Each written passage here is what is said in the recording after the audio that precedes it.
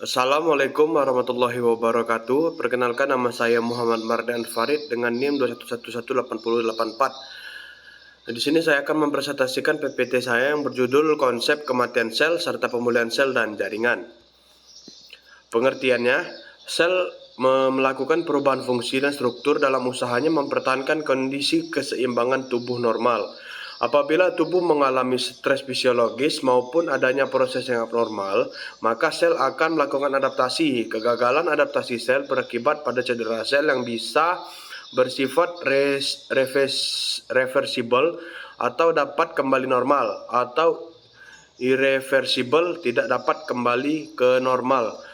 Lalu respon adaptasi sel terhadap rangsang patologis, atrofi, penyusutan ukuran sel akibat berkurangnya substansi sel sehingga jaringan dan organ yang tersusun atas sel tersebut menjadi lebih kecil.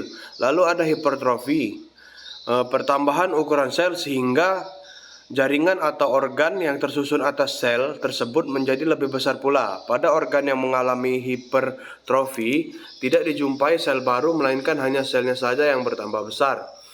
Lalu ada hiperplasia, pertambahan jumlah sel dalam suatu jaringan atau organ sehingga jaringan atau organ menjadi lebih besar ukurannya dari normal.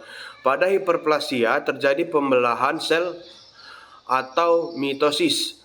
Lalu ada metaplasia, yaitu perubahan reversibel dalam tipe sel dewasa atau epitelial atau mesenchymal yang digantikan oleh tipe sel dewasa lain. Pada tipe adaptasi sel ini, sel-sel sensitif kepada stres khusus digantikan oleh tipe sel lain yang lebih baik untuk dapat bertahan terhadap lingkungan yang merugikan.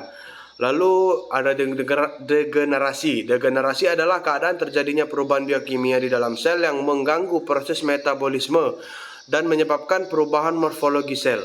Perubahan morfologi sel tersebut biasa bersifat reversible atau cedera subletal atau irreversible, cedera letal.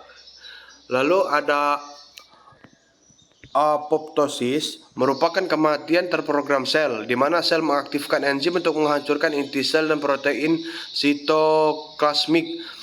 Apoptosis berasal dari bahasa Yunani yang berarti falling off atau gugur.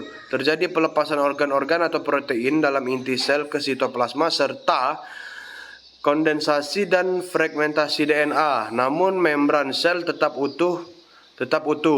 Karakteristik apoptosis adalah hilangnya integritas membran sel, kebocoran konten seluler, serta pencernaan enzimatis dalam sel atau makrofag mencerna badan apoptopik.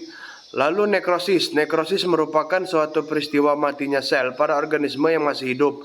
Perbedaan apoptosis dan nekrosis terlihat pada hilangnya integritas membran sel, pelepasan enzim hidrolisis, serta debris yang dilepaskan ke CES pada akhirnya memicu serangkaian reaksi inflamasi, meskipun terdapat beberapa proses yang dapat menjadi penanda terjadinya nekrosis.